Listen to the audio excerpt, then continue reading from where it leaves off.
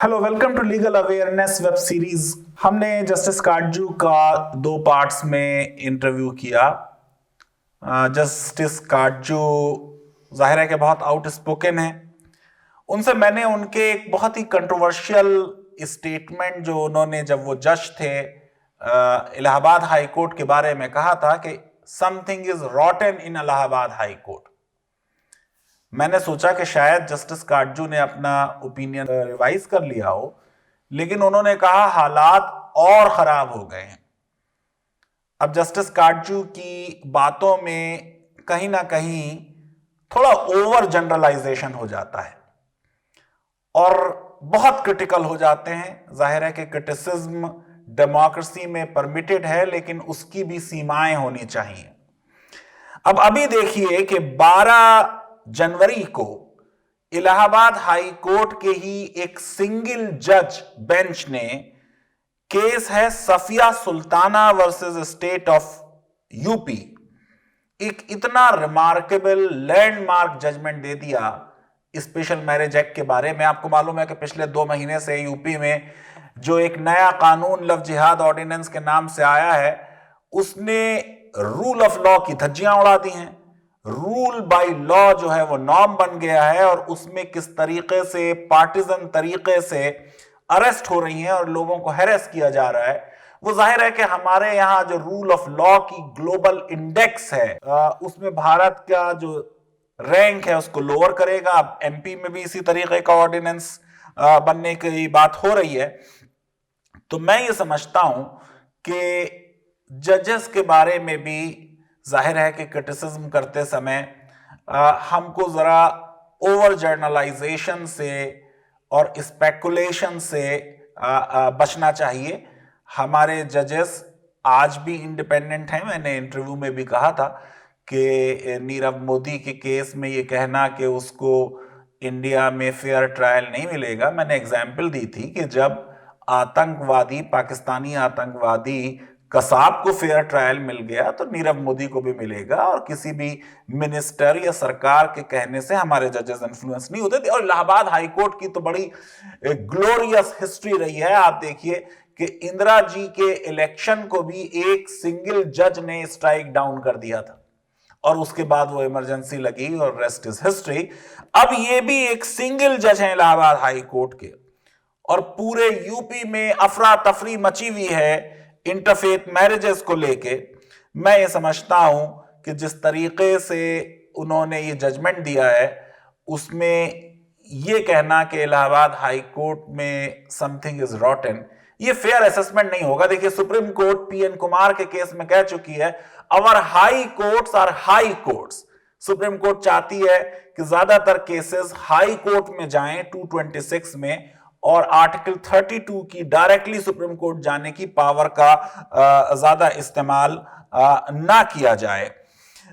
मुझको ये लगता है और एहसास होता है कि ऐसे समय में जब यूपी गवर्नमेंट की पॉलिसी इंटरफेथ मैरिजेस के खिलाफ है और एक माहौल बना हुआ है मोहब्बत के खिलाफ, ये हाई कोर्ट का जजमेंट जो लोग लव बर्ड्स हैं, मोहब्बत में यकीन रखते हैं, शादी करना चाहते हैं एक दूसरे से, उनके लिए एक बहुत बड़ी राहत लेके आया है। आप देखिए कि हम पहले भी यूपी के ऑर्डिनेंस पे एक वीडियो बना चुके हैं, आप चाहें तो उसे दोबारा देख सकते हैं। हम लव जिहाद पे और तनिष्क एक्ट पे भी एक वीडियो बना चुके हैं, उसे भी आप देख सकते हैं। देखिए, ये पूरा जो स्पेशल मैरिज एक्ट, जब मैंने आपको बताया था ये लव जिहाद वाला वीडियो, तब कहा था कि सर हेनरी मेन ने बिल इंट्रोड्यूस किया था। वही बात ये इस जजमेंट में भी आ गई है।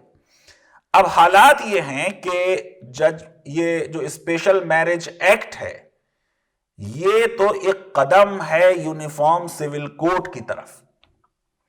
ये तो एक कदम है रिलीजियस मैरिजेस से बाहर निकलकर स्टेट के इंस्टीट्यूशन में आके मैरिजेस रजिस्टर करने के लिए।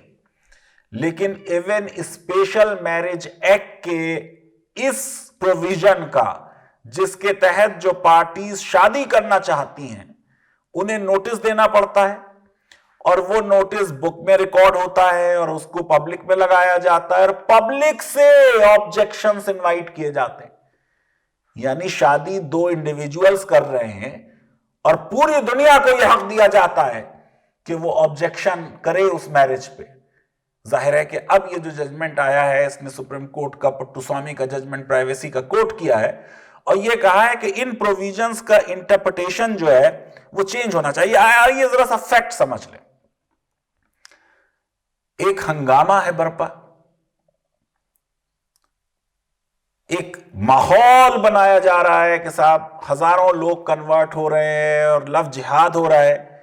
ये जो केस है इसमें ये मुस्लिम लड़की थी सफिया, जो एक हिंदू लड़के से प्यार करती थी। जाहिर है कि वो मुस्लिम फैमिली जो थी वो इसको अप्रूव नहीं करती थी, इसलिए आप देख लीजिए कि ये जो यूपी का ऑर्डिनेंस है उसको मुस्लिम क्लर्जी अपोज नहीं कर रही है, क्योंकि मुसलमान भी ये नहीं चाहते कि मुसलमान बच्चे हिंदू लड़कियों से शादी करें या मुसलमान लड़कियां हिंदू लड़कों से शादी करें। और इस मामले में आप देखेंगे कि कोई अपोजिशन खास तौर से कहीं नजर नहीं आई। तो उन्होंने कोर्ट मैरिज ना करके, जिसके तहत ये मुसलमान रह सकती थी और इसका हस्बैंड हिंदू रह सकता था, वो लड़की हिंदू हो गई और उसने हिंदू रीति रिवाज से एक पर्सनल लॉ मैरिज कर ली। पर्सनल लॉ के बारे में भी बड़ा मिथ फैलाया गया। ये पर्सनल लॉ सिर्फ मुस्लिम्स का नहीं है, हर कम्युनिटी अपने पर्सनल लॉ को फॉलो करती है।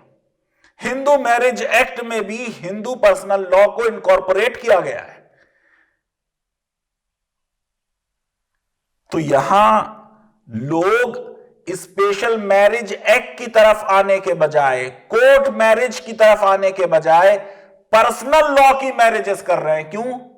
क्योंकि पर्सनल लॉ में काजी जी पूछेंगे लड़का लड़की से कि भाई तुम्हें इस लड़की से निकाह कबूल है, उसने कह दिया कबूल है, बात खत्म हो गई। या प्रीस्ट कोई हिंदू मैरिज अगर हो रही है तो उसको सुपरवाइज कर देगा, ना उसमें कोई नोटिस दिया जाएगा ना ऑब्जेक्शन लिए जाएंगे। इसलिए यह बात बहुत डिटेल में डिस्कस की गई इस जजमेंट में। तो यहां लड़की एक मुसलमान थी, वो हिंदू हो गई, वो कोर्ट मैरिज इस कपल ने नहीं की डर के मारे कि अगर हम नोटिस देंगे, अगर हम कोर्ट मैरिज करेंगे हमें नोटिस देना पड़ेगा, उस पर ऑब्जेक्शन इनवाइट करेंगे, तो वो जो विजिलेंटे ग्रुप हैं जिन्होंने एक बिजनेस बना लिया है लोगों की मोहब्बतों को रोकने के लिए, वो हमारे पीछे पड़ जाएंगे। यहां क्या केस है? हादिया जैसा। हादिया में हिंदू बाप था, लड़की मुसलमान हो गई थी, बाप ने बेटी को बंद कर रखा था, डिटेन कर रखा था। वहां केरला हाई कोर्ट ने उस मैरिज को इनवैलिडेट कर दिया, जबकि हाई कोर्ट के पास वो पावर ही नहीं थी। यहां पर क्या हो रहा है? एक मुसलमान लड़की है, उसका मुस्लिम फादर है, उसने शादी कर ली है, उसने अपनी बेटी को डिटेन कर रखा है, बाप को बुलाया जाता है अदालत में। बाप हाई कोर्ट में यह तस्लीम करता है, एक्सेप्ट करता है कि लड़की अडल्ट है, इसने शादी कर ली है, और वो अपनी बेस्ट विशेस दे देता है कि ठीक है। जस्टिस विवेक चौधरी अपने 47 पेज के जजमेंट में शुरू में ही लिखते हैं कि केस तो यहीं खत्म हो जाना चाहिए था। हैबियस कॉर्पस की पेटिशन थी, लड़की की तरफ से यह बात आ रही है कि मुझे इलीगल डिटेंशन में मेरे बाप ने रखा है।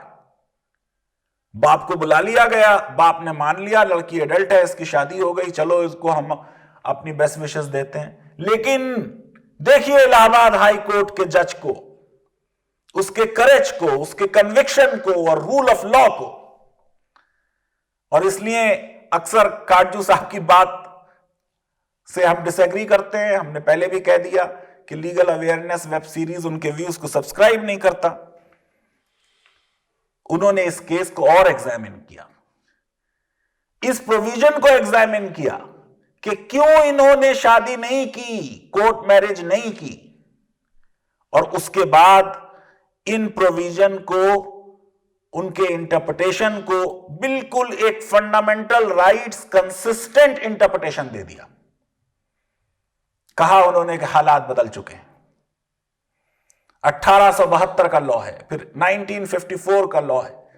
150 साल पहले अगर लॉ ने भी कोई ट्रेडिशन ऐसी कायम की है जो आज के चेंजिंग सर्कमस्टांसेस से मेल नहीं खाती, आज के ह्यूमन राइट्स जूरिस्प्रूडेंस से मेल नहीं खाती, आज की राइट्स सोसाइटी से मेल नहीं खाती, कोट किया उन्होंने। इतना ऑथेंटिक जजमेंट है।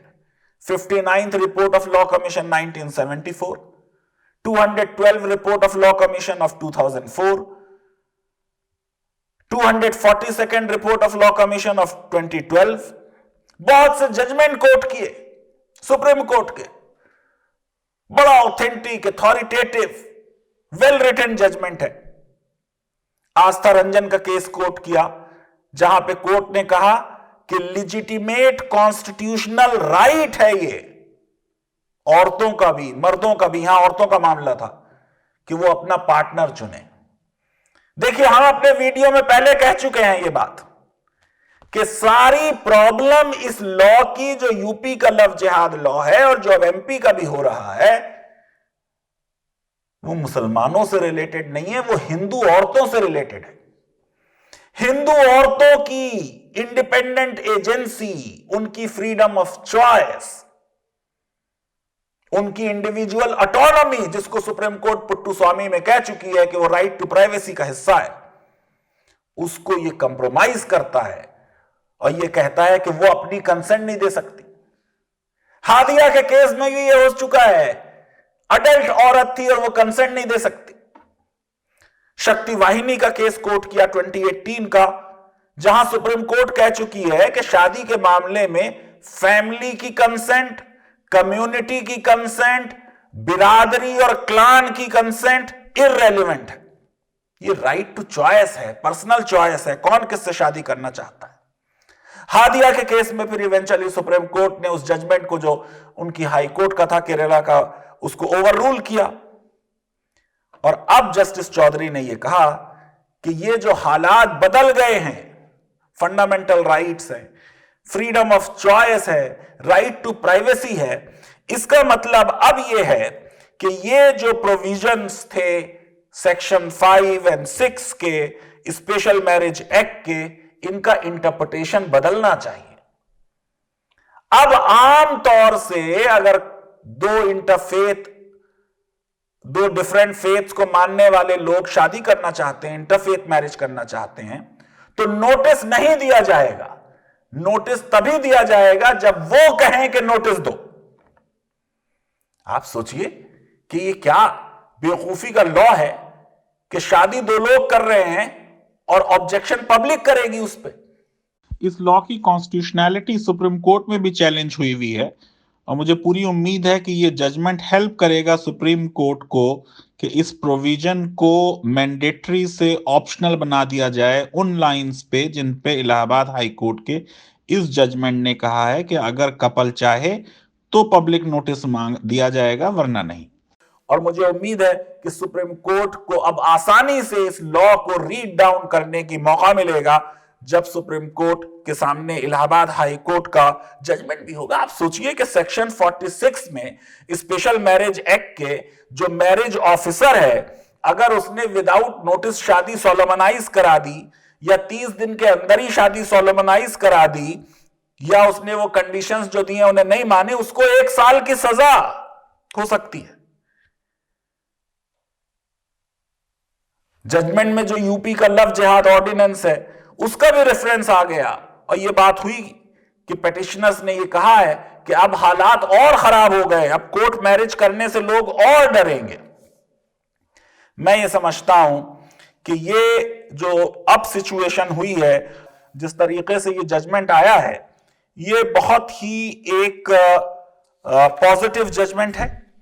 आप सोचिए कि स्पेशल मैरिज एक्ट के तहत भी अगर पुराना लॉ भी ले लें, जो विजिलेंटे ग्रुप कर रहे हैं वो सही नहीं था, उस लॉ के हिसाब से। स्पेशल मैरिज एक्ट के तहत पब्लिक किस बात पे ऑब्जेक्शन कर सकती है? ऑब्जेक्शन इस बात पे कर सकती है कि साहब लड़का 21 साल का नहीं है, लड़की 18 की नहीं है। इस बात पे कर सकती है कि साहब वो इनकेपेबल हैं टू गिव वैलिड कंसेंट, या अगर वो कंसेंट दे सकती है वो इंसैनिटी से सफर कर रही है।